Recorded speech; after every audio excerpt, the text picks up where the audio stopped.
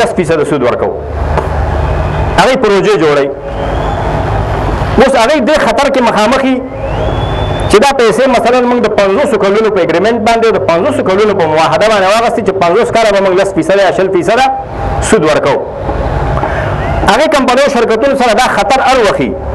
چې زمونږ دا پروژه دا به 50 کاله یا 40 کاله یا 20 کاله یا 10 کاله همداسې مسلسل 10% به وګټي مسلسل به دا دونه پیسې وګټي چې د مامورینو معاشونه هم پوره شي او د کمپنۍ مالک ته هم پکې څه پاتې شي او د کمپنۍ ترمیم او مرمت یا کوم ماشینونه او کوم آلات او اسباب چې هغې لګولي د هغې تجدید او تعمیر او مرمت باندې پیسې ولګېږي او 10-20% ګټه د سودخورو ته هم پاتې شي دونه به دا کمپنۍ ګټه کوي که به نه کوي مسلسل 10 کاله به کمپنۍ دونه ګټه کوي که نه کوي دې خطر سره او کله چې سرمایه‌کار او سرمایه‌دار یا تجارت پیشه خلک د داسې خطر سره مخامخ کېږي نو هغوی دا کار نه کوي هغوی بیا هغه کار نه کوي نو په دې وجه باندې عام المنفعه او خیره کارونو طرف ته د سرمایې رخ نه کېږي د سود د دې سود د شرح د وجه نه او د سود د وجه نه د دومره وجه د سود دا ده چې د خیر کارونو ته او عام المنفعه کارونو ته د سرمایې مخه بیا نشي کېدی ځکه چې تجار او هغه معاملهګر چې کومه معامله کوي کمپنۍ او مؤسسه چلوي یا اداره چلوي یا فیکټري چلوي یا فابریکه چلوي هغه دا خطر هغه سره د دې خطر د وجه نه هغه دا کار نه کوي بل د تجارتي سود خطر دی چې کله بین الاقوامي ساهوکاران او سودخواره په مارکیټ کې کساد ویلي چې مارکیټ کې کساد بازاري ده نو هغې سرمایه باسي سرمایه محفوظه چې کله سرمایه محفوظه کړي نو د سرمایې چلش بند شي چې سرمایه چلش بند شي د خلکو قوت خرید ختم شي ټول ملک معاشي طور باندې او اقتصادي طور باندې رکود سره مخامخ کېږي د کساد په صورت کې کساد بیا زیاتوي ځکه سرمایه د هغه په لاس کې ده چې کله د بانکونو نه باسي او کله دننه نه کوي نو په دې وجه باندې شرعي لحاظ باندې په شخصي سود کې چې د شخصي حوایجو دپاره اخلي خلک یا تجارتي سود چې دی د عمیق او مضر اثرات لري په معاشره باندې همدا وجه ده چې په غرب کې اطمینان نشته دی همدا وجه ده چې غرب کې او اروپا کې چې ټول نظام د سود په طریقه باندې چلیږي هلته اطمینان نشته دی خپله د غرب خلک هغه د سود مخالف دي او د سود آغاز د یهودیانو کړی یهودیانو د سود آغاز کړی یهودیان چې د کوم شي آغاز وکړي هغې کې خیر ډېر لرې هم هغې کې خیر نه ښکاري همدغه شان سود اخلاقي او تمدني نور تاوانونه هم لري د سود د وجه نه خلکو کې خودغرضي پیدا کېږي بخل پیدا کېږي تنګ نظري او زړه تنګي پیدا کېږي قساوت قلب او سختدلي پیدا کېږي نو دا اخلاقي اثرات دي سودخور هر وخت د ګټې په فکر کې هغه ستا مجبوریت ته نه ګوري ستا تاوان ته نه ګوري د ملک ګټې تاوان ته نه ګوري د ملت ګټې تاوان ته نه ګوري بخور سودخور دی هغه وایي چې ما ته په هفته کې نه چې په ورځ کې نه چې په ګنټو کې او په ساعتونو کې او په دقیقو کې اوس مالي چې راغونډي او د هغې په ځای باندې صدقات او قرض حسنه او د خیر کارونو کې د انفاق فی سبیل الله جذبه چې د چایي د هغې د وجه نه معاشرې کې فیاضي همدردي ایثار پراخدلي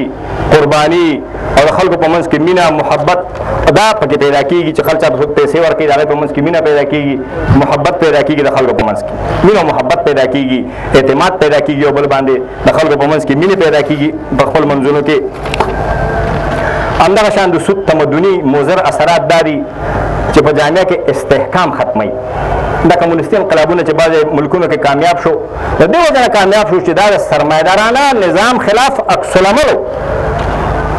دهقانانو باندې مزدورانو باندې خلکو باندې سرمایه‌دارانو په ټوله دنیا کې ظلمونه کول دا عکس العمل شو کمونیزم یو عکس العمل د هغې په نتیجه کې دا عکس العمل په وجه باندې خلکو دین پرېښوده ایمان یې پرېښوده اسلام یې پرېښوده ما بیګا چاته ویلې چې سړی به کمونیست کېده نو بې کتابه کمونیست کېده چې مسلمانېدل موږ ورته کتابونه به ورکړل نو بیا به پلانی مسلمان شو او به مسلمان پلار مسلمان نکۍ مسلمان کلی مسلمان افغان کمونیست کېږي په ډلې ډلې او چې مسلمانېږي نو 800 کتابونه به خلاصوي د هغې وجه دا وه چې هلته د نظام خلاف او د جوړ نظام خلاف یو ریکشن او رد عمل شو او د رد عمل او د ریکشن او د عکس العمل په نتیجه کې چې خلک دین هم خلکو پرېښوده اسلام او ایمان هم خلکو پرېښوده نو په دې وجه باندې اسلام چې د سرمایه‌دارانه نظام چې د هغې د وجه نه بغض پیدا کېږي د هغې د وجه نه حسد پیدا کېږي د هغې د وجه نه نفرت پیدا کېږي او د هغې د وجه نه په معاشره کې او په اجتماع کې استحکام ختمیږي او معاشره کې د معاشرې جوړښت ختمیږي او خرابېږي نو په دې وجه باندې اسلام دا منې کړی دی او اسلام دا حرام ګرځولی د سود مختلف طریقې دا زمونږ په وطن کې په دې ځایونو کې رایج دي. د سود یوه طریقه چې ده ګروي ده. ګروي دې ته وایي چې ته به چاته پیسې ورکړې هغه به د هغې په بدل کې تا ته خپله ځمکه درکړي او ته به هغه ځمکه کرې ورېبې او د هغې نه به فایده اخلې او اصل پیسې به دې په هغه سړي باندې دا ګروي جایز ده، رهن جایز دی، خو مرهونه مال کم مال چې تا سره ګروي کېښودی شي که ځمکه یو که هر شی د هغې نه انتفاع او د هغې نه پیدا اخیستل او د هغې نه استفاده کول حرام دي په اتفاق د علماو فقهاو باندې حرام دي. مولانا عبدالحی لکنوي مشهور کتاب دی الفلک المشحون فی انتفاع الراهن بالمرهون او نور فقهاو حنفي فقهاو او ټولو فقهاو د امت په دې باندې اتفاق کړی چې دا ناروا او حرام دي او دا سود دی. قرض پیسې ورکې او د قرض پیسو کې ځمکه اخلي او هغه کرې ورېبې وخورې بیا ورته نوم بیع الوفا خیر او بیع الایفا خیر. بیع الوفا بیع الایفا قرآن او سنت کې نشته دی، دا هیلې دي.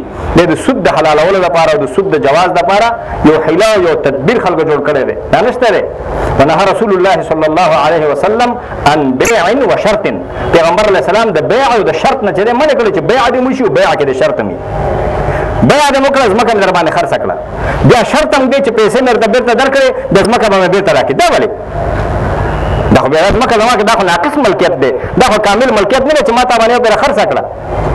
زه به کېدای شي پکې کور جوړ کړم، زه کېدای شي پکې باغ جوړ کړم، زه کېدای شي بل چا باندې خرڅوم، زما خپل ملکیت دی. دا داسې ملکیت دی چې د ملکیت کې زه تصرف نشم کوی، خوړل یې راته روا دي، استفاده ترې کوم، غنم جوار خورم او خرڅوی نشم، ملکیت کې تصرف نشم. دا څنګه ملکیت دی؟ خو دا باطل او ناجایز ملکیت دی که نه.